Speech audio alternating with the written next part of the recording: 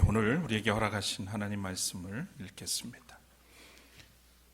말라기 4장 1절부터 6절까지의 말씀입니다. 나 만군의 주가 말한다. 용광로의 불길같이 모든 것을 살라버릴 날이 온다. 모든 교만한 자와 악한 일을 하는 자가 지푸라기같이 타버릴 것이다. 그날이 오면 불이 그들을 살라서 그 뿌리와 가지를 남김없이 태울 것이다. 그러나 내 이름을 경외하는 너희에게는 의로운 해가 떠올라서 치료하는 광선을 발할 것이니 너희는 외양간에서 풀려난 송아지처럼 뛰어다닐 것이다. 내가 이 일을 이루는 그날에 악한 자들은 너희 발바닥 밑에서 재와 같이 될 것이니 너희가 그들을 짓밟을 것이다. 나 만군의 주가 말한다. 너희는 율법 곧 율례와 법도를 기억하여라. 그것은 내가 호렙산에서 내 종 모세를 시켜서 온 이스라엘을 지키도록 이룬 것이다. 주의 크고 두려운 날이 이르기 전에 내가 너희에게 엘리야 예언자를 보내겠다. 그가 아버지의 마음을 자녀에게로 돌이키고 자녀의 마음을 아버지에게로 돌이킬 것이다. 돌이키지 아니하면 내가 가서 이 땅에 저주를 내리겠다. 이는 하나님의 말씀입니다.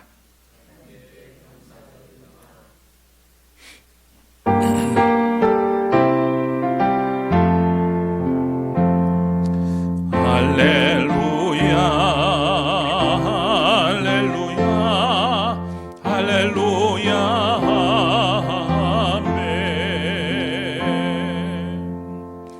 자리에 앉으시겠습니다. 세상에 있는 대부분의 것은 시간이 지날수록 낡아집니다. 닳기도 하고 소진되기도 합니다. 그러나 그 중에서도 아주 일부 소수만은 새롭게 변모해 나가기도 하죠. 그토록 여름내 무성했던 나무는 어느새 앙상해져 가고 있습니다. 그렇게 곱던 얼굴에도 검버섯이 피어나죠. 한 시대를 평정했던 문명도 번개처럼 사라지고 새로운 것으로 대체되곤 합니다. 이렇게 보면 모든 것이 헛됨에 종속되어 있고 영원한 것은 없구나 하는 생각이 듭니다. 한때 뜨겁게 만들었던 종교 체험도 식어버리고 타오르던 사랑의 감정도 어느 순간 시들시들해지곤 하죠. 남는 것은 기억뿐입니다. 이런 의미에서 그 기억을 반추하며 미래를 계획하는 것이 인생인지도 모르겠습니다. 그래서 알프레드 화이트헤드는 되어져 버린 존재가 아니라 되어가는 존재라고 했었나 봅니다. being이 아니라 becoming. 존재하는 것은 그 이상의 의미가 있다는 겁니다. 존재하는 것은 무엇인가 생성되어 갈 때 존재의 의미가 있다는 말입니다. 우리는 그리스도인으로 태어난 게 아닙니다. 우리는 그리스도 안에서 성령의 이끄심으로 하나님의 거룩한 백성, 또 그의 자녀로 되어가는 것입니다. 우리는 그리스도의 성품을 따라 진정한 그리스도인이 되어가는 것이지 된 것은 아닙니다. 우리는 지난 한 해 구약 성서를 중심으로 해서 이스라엘 백성을 통해 이끄시는 하나님의 구원 순례를 해왔습니다. 오늘 그 마지막 지점에 다다랐습니다. 우리는 오늘 그동안의 순례를 반추하며 왕 되신 그리스도를 향한 새로운 시대를 향해 나가게 될 것입니다. 오늘도 왕이신 주님을 경배하며 하는 여러분들에게 하늘의 평강이 임하기를 축원합니다. 우리 같이 찬양하고 기도 올리겠습니다.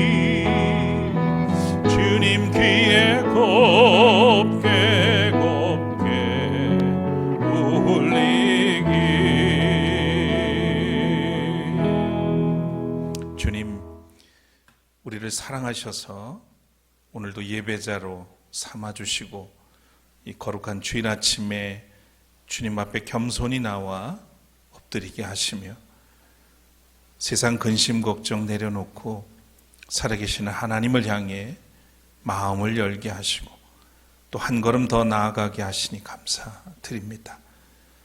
왕으로 오신 주님을 찬양합니다. 이 세상에 어지럽고 고달프고 험난한 그런 시절들을 우리가 살아오면서 여전히 왕 되신 주님을 바라볼 때에만 우리는 희망을 또 소망을 가지고 믿음의 길을 걸어갈 수 있음을 고백합니다. 아직 깨지지 못하고 또 아직 열리지 않은 우리의 모습들이지만 오늘도 성령을 통해서 우리를 새롭게 해주시고 닫혀진 것은 열어주시고 또 어그러진 것들은 바로잡아 주시고 삐뚤어진 것들은 곧게 하여 주셔서 평탄한 가운데 살아계신 하나님을 의지하고 믿음으로 고백하며 삶으로 살아내는 믿음의 사람들 그 여정 나아갈 수 있게 도와주시옵소서. 오늘도 구원의 순례 이 마지막 시간을 허락해 주셨습니다. 이스라엘 백성들을 통해 배우고 느끼고 경험했던 놀라운 비밀들을 다시 한번 되새기며 여전히 그들은 망했지만 살아계신 하나님께서 그 구원의 역사를 이루어 가시는 모습들을 다시금 확인하고 담대한 믿음의 행진 이어갈 수 있는 우리 모두가 되게 하여 주옵소서. 이끄시고 도우시고 우리를 새로운 믿음의 여정으로 인도해 주시기를 원하며 예수 그리스도의 이름으로 간절히 기도드립니다. 아멘.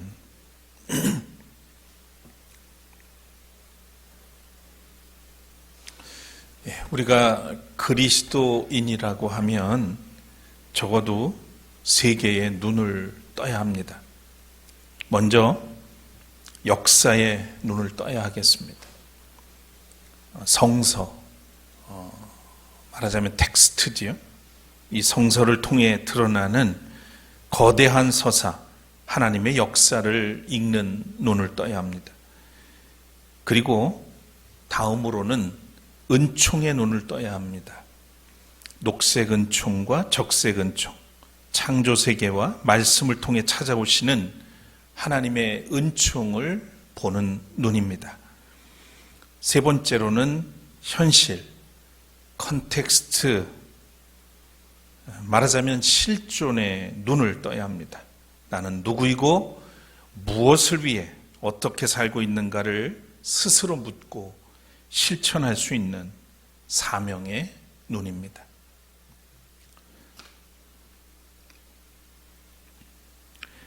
보지도 또 듣지도 말하지도 못하는 삼중고를 가지고 산 헬렌 켈러는 자서전 사흘만 볼 수 있다면 이라고 하는 책을 썼죠. 이 책에 나오는 이야기입니다. 어디선가 한두 번은 들었을 법한 이야기일 수도 있겠습니다. 헬렌 켈러가 어느 날 숲속을 다녀온 친구에게 물었습니다. 가서 무엇을 보았느냐고 물었죠. 근데 그는 특별히 본 게 없다고 말을 합니다. 물론 말을 해도 듣지 못했으니 수어로 했겠죠. 아마도 그 친구는 모든 게 당연했기 때문에 그렇게 말했을 수도 있겠습니다. 두 눈을 뜨고도 또 두 귀를 열고도 별로 특별히 본 것도 들은 것도 없고 할 말조차 없다니 헬렌 켈러는 그의 입장에서는 도무지 이해할 수 없는 노릇이었겠죠. 그래서 그녀는 스스로 만약 자신이 단 사흘만이라도 볼 수 있다면 어떤 것을 보고 느낄 것인지를 미리 계획을 세워 봤습니다. 그리고 이것을 내가 사흘 동안 볼 수 있다면 이라고 하는 제목으로 애틀랜틱 먼슬리라고 하는 월간지 1933년 1월호에 발표를 합니다. 당시 헬렌 켈러의 이 글은 경제 대공황의 후유증에 시달리던 미국인들에게 큰 위로가 되었고요. 리더스 다이제스트는 이 글을 가리켜서 20세기 최고의 수필이다 이렇게 꼽기도 했습니다. 그 내용은 이렇습니다. 첫째 날에는 나는 친절과 겸손과 우정으로 내 삶을 가치 있게 해준 설리번 선생님을 찾아가 이제껏 손끝으로 만져서만 알던 그녀의 얼굴을 몇 시간이고 물끄러미 바라보면서 그 모습을 내 마음속에 깊이 간직해 두겠다. 그리고 밖으로 나가 바람에 나풀거리는 아름다운 나뭇잎과 들꽃들 그리고 석양에 빛나는 노을을 보고 싶다. 둘째 날에는 먼동이 트면 밤이 낮으로 바뀌는 그 웅장한 기적을 보고 나서 서둘러 메트로폴리탄에 있는 박물관을 찾아가 하루 종일 인간이 진화해온 궤적을 눈으로 확인해 볼 것이다. 그리고 저녁에는 보석 같은 밤하늘의 별들을 바라보면서 하루를 마무리하겠다. 마지막 셋째 날에는 사람들이 일하며 살아가는 모습을 보기 위해 아침 일찍 큰 길에 나아가 출근하는 사람들의 얼굴 표정을 볼 것이다. 그리고 나서 오페라 하우스와 영화관에 가 공연을 보고 싶다. 그리고 어느덧 저녁이 되면 네온 사인이 반짝거리는 쇼윈도우에 진열되어 있는 아름다운 물건들을 보면서 집으로 돌아와 나를 이 사흘 동안만이라도 볼 수 있게 해주신 하느님께 감사의 기도를 드리고 다시 영원히 암흑의 세계로 돌아가겠다. 내용을 가만히 보니까 첫째 날에는 소중한 관계에 대해서 제대로 보고 싶다는 이야기고, 둘째 날에는 하나님이 지으신 그 아름다운 창조 세계, 또 인간이 만들어낸 그런 문화적인 것들을 보고 싶다. 그리고 셋째 날에도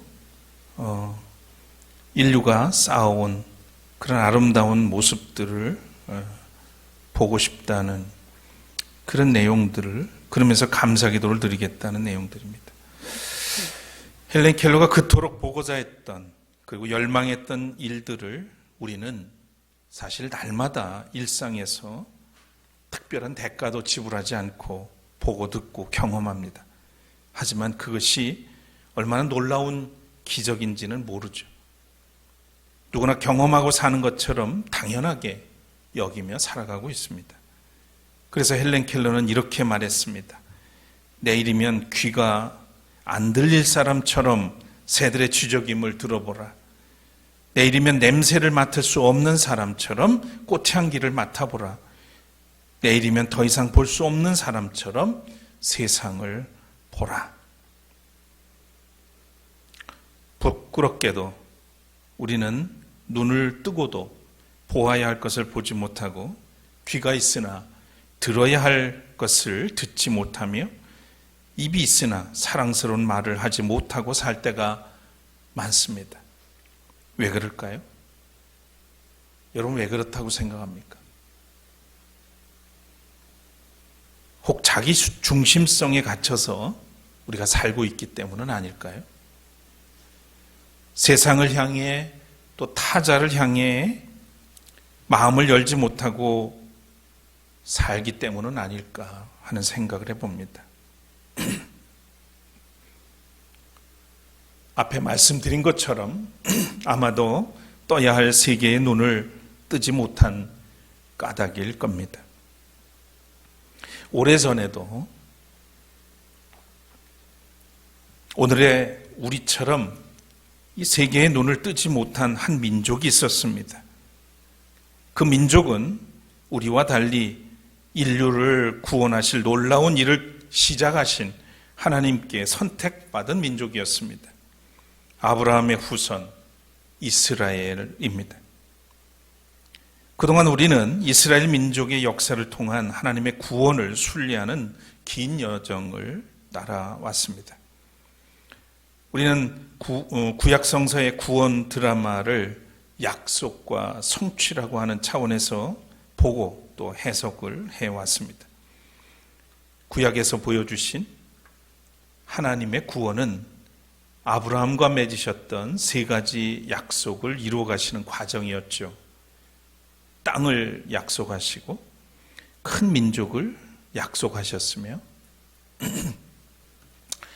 복을 약속하셨던 하나님은 아브라함을 시작으로 말라기까지 이어가셨습니다. 이 구약의 구원 드라마 처음 단어는 출애굽 사건이었습니다. 출애굽은 노예로부터 민족으로 세우신 것이고 또 시내산 언약은 거룩한 백성 제사장 나라로 세우셔서 이스라엘을 모든 민족의 복의 근원으로 삼으시는 데 있었습니다. 광야 40년을 거쳐 차지한 가나안 땅은 약속하신 땅의 성취였죠. 그리고 여호수아와 백성들이 맺은 세겜 언약은 이 세 가지인 땅과 민족과 그리고 복을 구현하는 공동체 12지파국 동맹으로 구현되었습니다. 그러나 사사시대로부터 시작된 타락의 역사는 그 속에 잘못된 그 출애굽 동기라고 할 수 있는 이 선민의식이 깔려 있었습니다. 출애굽 사건을 정치화하고 왕실화했으며 선민의식의 도구로 변질하여 민족 우월주의로 그 모습이 나타났었죠. 하나님의 언약의 공동체인 이스라엘은 왕국을 건설하고 왕이 된 사울 그리고 솔로몬의 횡포와 배신으로 왕국이 남북으로 분열이 되면서 점점 나락으로 떨어졌습니다. 이때부터 땅, 민족, 복은 차례로 파괴되는 비극의 역사로 이어져 갔습니다. 이 비극을 앞에 두고 일어난 운동이 예언운동이라고 하겠습니다. 예언운동은 왕과 종교 지도자들이 출애굽 사건을 선민화하고 또 정치적으로 종교적으로 이용하는 데 대한 하나님의 경고와 심판의 외침이었던 것이죠. 결국 이 하나님의 소리를 끝내 거부한 남북 왕들 그리고 이스라엘 민족은 결국 포로가 되는 운명으로 추락합니다. 주전 722년 북왕국 이스라엘은 아수르에게, 주전 587년 남왕국은 바벨론에게 패망해서 이스라엘은 제국의 포로가 되었습니다. 이때 이스라엘 민족은 하나님께서 주신 땅, 민족, 복을 모두 잃게 된 것이죠. 여기서 우리는 한 가지 중요한 물음에 직면합니다. 무엇이 그들을 끝내 멸망으로 몰고 간 것일까? 하나님이 이들을 버리신 걸까? 이 물음 앞에서 말라기는 놀랍게도 이스라엘 속에 깊숙이 파고든 허무주의가 그 원인임을 고발하고 나섭니다. 허무주의.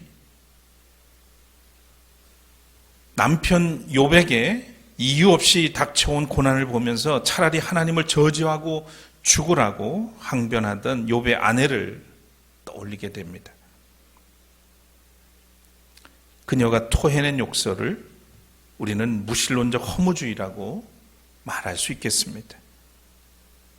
그런데 이 말라기가 본 이스라엘의 허무주의는 아주 이중적이고 교활하고 또 위선적이었습니다. 말라기 1장에 보면 이스라엘의 고위층이나 제사장들 모두 하나님을 부정하지는 않았습니다. 그래서 그들은 겉으로는 유실론자라고 할 수 있을 겁니다. 그렇지만 이 고위층은 마치 하나님이 어디 있느냐 라고 묻는 듯이 하면서도 나그네와 가난한 자를 압제했습니다. 또 제사장들은 하나님이 어디 있느냐 하는 듯이 더러운 떡, 눈먼 동물, 절거나 병든 동물들을 제단에 올려놓고 뻔뻔스럽게 제사를 행한다고 고발을 합니다. 좋은 것들은 이미 다 도적질해가 버렸습니다. 그들은 한마디로 유실론적 허무주의자들이었다라고 할 수 있죠. 하나님을 알고 하나님을 따른다고 하지만 그들 안에는 진정한 믿음은 없었다는 얘기입니다. 입으로는 하나님을 노래하지만 그들의 생각과 마음은 하나님을 모독하는 온갖 거짓을 즐기는 사람들이었던 것이죠. 거룩을 가장한 위선자들이었습니다. 여러분, 성경을 보면 하나님이 가장 미워하시는 게 뭡니까? 하나님 외에 다른 신을 섬기는 것이기도 하지만 거짓입니다. 하나님은 다 아는데 하나님을 믿는다고 하면서 거짓을 행하는, 정의를 행하지 않는 가증스러움을 가장 싫어하십니다. 그런데 이 이스라엘 백성들이 포로에서 돌아와서까지도 여전히 그들은 이렇게 위선적인 모습으로 하나님 앞에 있었던 것이죠.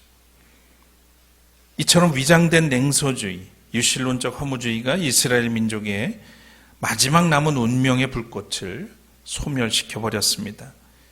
하나님을 노래하면서도 사회는 부패로 썩어 들어갔으며 하나님을 고백하면서도 성전과 제사장은 타락으로 부패하고 있었던 것입니다. 쓰러져가는 민족을 떠받쳐주는 내면의 에너지는 그 어디에도 더 이상 존재하지 않았습니다. 그래서 이스라엘은 서서히 죽어가고 있었던 것이죠. 말라기에서 만나는 이 이스라엘의 현실을 보면서 우리나라의 존망에 대한 예견을 외면할 수가 없습니다. 요즘 우리 사회에서는 협잡꾼들의 음모와 불법 행위가 폭로되면서 나라가 온통 돛대기 시장처럼 되어가고 있습니다.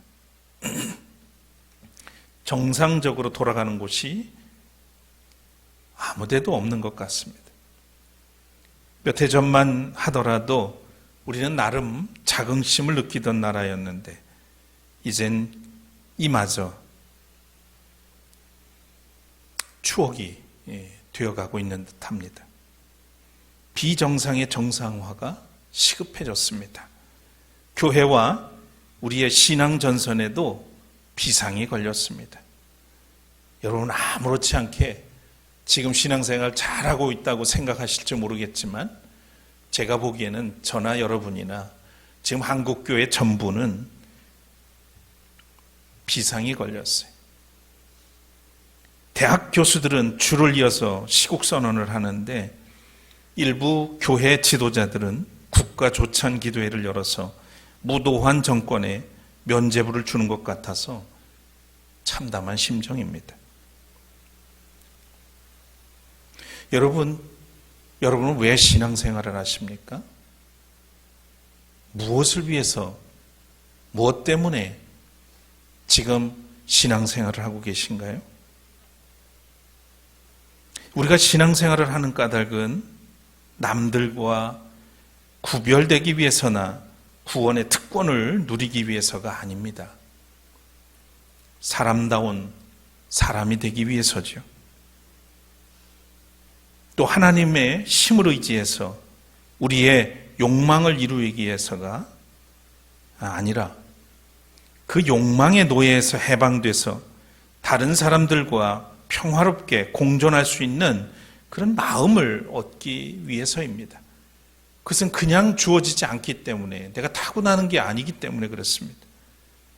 그래서 하나님이라는 이 존재를 통해서, 그분을 통해서 우리는 진정으로 거듭날 수 있고 새로워질 수 있고 진정으로 나답게 살 수 있고 하나님의 뜻에 합당한 사람이 될 수 있기 때문에 우리가 신앙생활을 하는 게 아닌가요?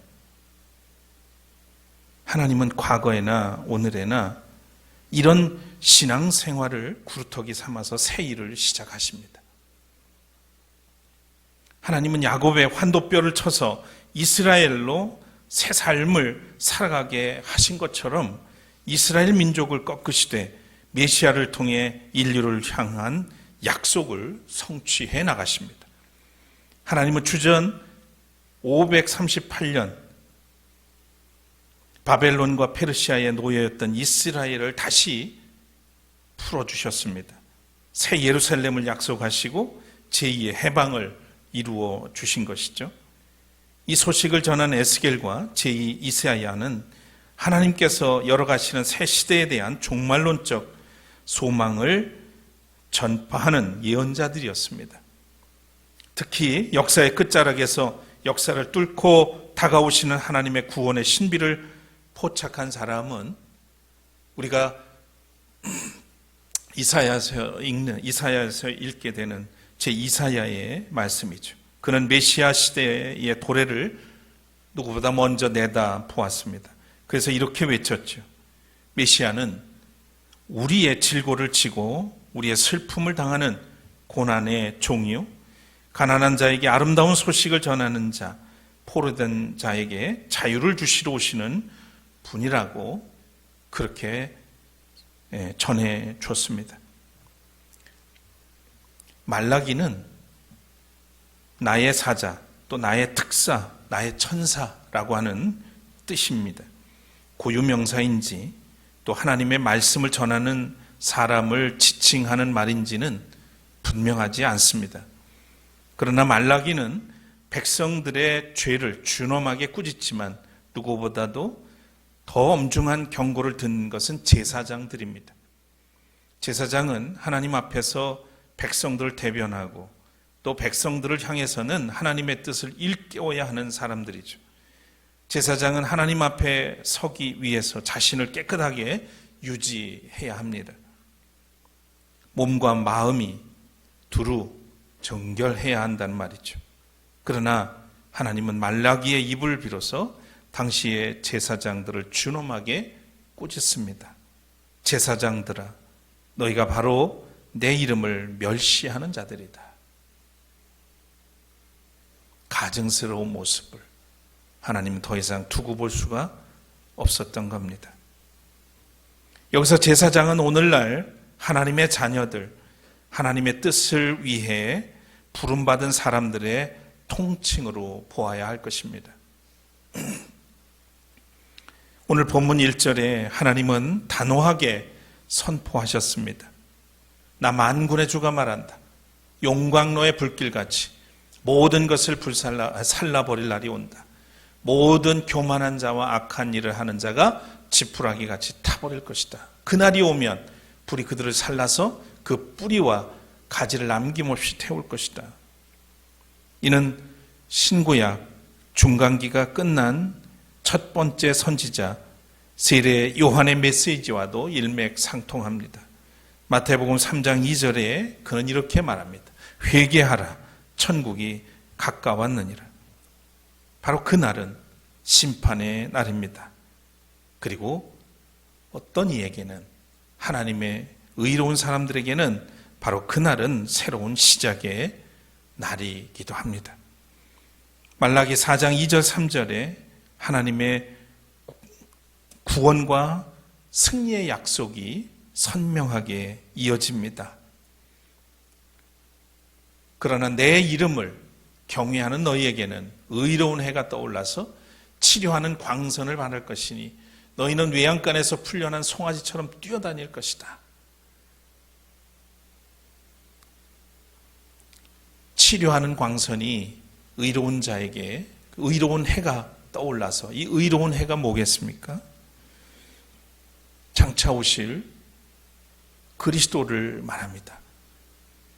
그분이 우리를, 이민 백성들을 새롭게 하실 것이고, 그래서 그로 말미암아서 기뻐하며 뛸 것이다 라고 하는 기쁜 소식입니다.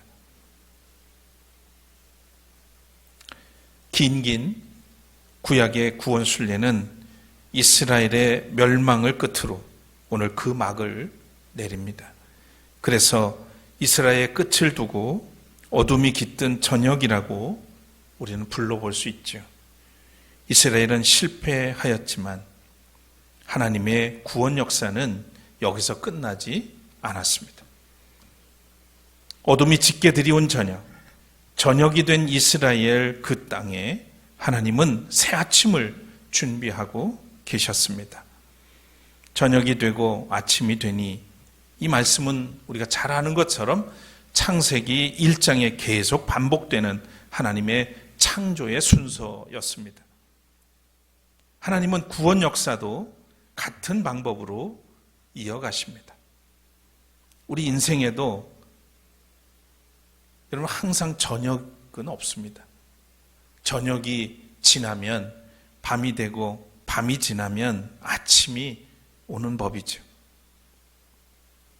이스라엘이 끝난 자리, 어둠이 깊게 들이온 저녁에 하나님의 새 아침은 말씀이 육신이 되어 우리 가운데 거하시는 임마누엘로 오십니다. 친히 우리 가운데 오셔서 우리의 눈물을 씻어주시는 하나님, 새 아침의 햇살이 이 우주와 인류를 향하고 있습니다. 새 아침의 햇살은 바로 예수 그리스도이십니다. 요즘 새삼 느끼는 게 하나 있습니다. 우리 한국교회 그리스도인들의 이 믿음과 세상을 바라보는 눈이 참으로 비좁다. 속된 말로는 밴댕이 소갈딱지 같다. 이 어마어마한 우주를 지으시고 다스리시는 하나님을 믿는 사람들이 왜 이렇게 점점 속이 좁아가고 있는 걸까? 의문이에요. 글쎄, 믿음이, 그러니까 우리가 되어 가면 될 텐데 스스로 자기는 됐다고 생각하는 것 같아요. 제가 어떤 사람을 만나면 늘 먹는 얘기만 해요. 뭐 어디 가서 먹었고, 뭐가 맛있었고, 오늘 만났으니까 뭐 먹을까. 또 어떤 사람을 만나면 아주 돈 얘기만 해요. 돈 얘기. 그러니까 자기 신앙의 틀 속에 갇혀버린 그런 그리스도인들을 흔하게 봅니다. 자기 신앙은 절대화시키고 다른 모습들, 신앙의 그 다양한 모습들을 철저히 배격합니다. 아주 요즘 한국교회 그리스도인들의 모습에서 제가 심각하게 생각하는 점이에요. 물론 누가 보면 저도 그럴지도 모르겠습니다만, 최근에 한 방송에서 지금 방송에서 한 기독교 방송에서 간증 프로그램을 진행하는 크리스천 배우가 타 방송에 출연해가지고 템플 스테이에 참여했다고 SNS에 그를 공격하는 글들이 계속 올라오는 거예요. 그러니까 공개적으로 자기가 크리스찬이라 하고 기독교 방송에서 간증하는 사람들을 불러서 이렇게 토크를 하면서 간증을 진행하는 그런 진행자가 다른 방송에 이제 참여하면서 아마 그 방송에서 템플 스테이를 하게 되면서 거기를 참여했던가 봅니다. 근데 그걸 가지고 계속 공격을 하는 거예요. 여러분은 어떻게 생각하십니까? 절 근처에는 가지도 말아야 되는 건가요? 물론 방송인이고 그렇다면 조금은 지혜롭게 처신하는 것도 필요하지만, 가서 좀 절밥을 좀 먹고 왔다고 그 사람이 신앙을 갈아타는 건 아니잖아요. 그런데 그렇게 공격까지 해야 되나? 뭐 이뿐 아니에요, 사실. 지금 뭐 우리 사회에 무슨 동성애를 옹호하니 많이, 찬성하니 많이, 이런 문제, 차별법을 반대하니 찬성하니 이런 문제를 가지고 아주 사상 검증을 하는지, 이게 신앙하고 전부 직결시켜 가지고는 이상하게 공격하는 분들이 참 많아졌어요. 하나님은 모든 역사와 이 모든 것을 지으시고 주관하시는 하나님을 믿으면서 이렇게 소갈딱지가 밴댕이 같은 믿음을 가지고 살아서 되겠습니까? 그러니 날로 교회는 유대 이스라엘 백성들처럼 점점 무너지고 있는 거죠. 아무에게도 관심을 보이거나 영향을 끼치지 못하고 있는 거 아닌가. 그래서 제가 끝으로 헬렌 켈러의 말을 다시 상기시켜 봅니다. 내일 귀가 안 들릴 사람처럼 새들의 지저귐을 들어보라. 내일이면 냄새를 맡을 수 없는 사람처럼 꽃향기를 맡아보라. 내일이면 더 이상 볼 수 없는 사람처럼 세상을 살펴보라. 좀 그러면서 우리가 살았으면 좋겠습니다. 눈을 떠야 되겠습니다. 눈에 비늘이 벗겨져서 주님의 신성을 보게 된 바울처럼 하나님의 구원의 서사를 알고 이 이야기를 통해서 찾아오시는 하나님의 은총에 눈을 떠서 그리스도인으로서 시대적 사명을 감당하는 그리스도인들 되시기를 축복합니다. 하나님의 침묵의 시간이 더디더라도 약속을 성취하시는 하나님을 끝까지 신뢰하면서 언제나 열린 마음으로 되어감의 길을 걷는 구원의 순례자들이 되시기를 다시 한번 축복합니다. 거듭의 기도 드리겠습니다.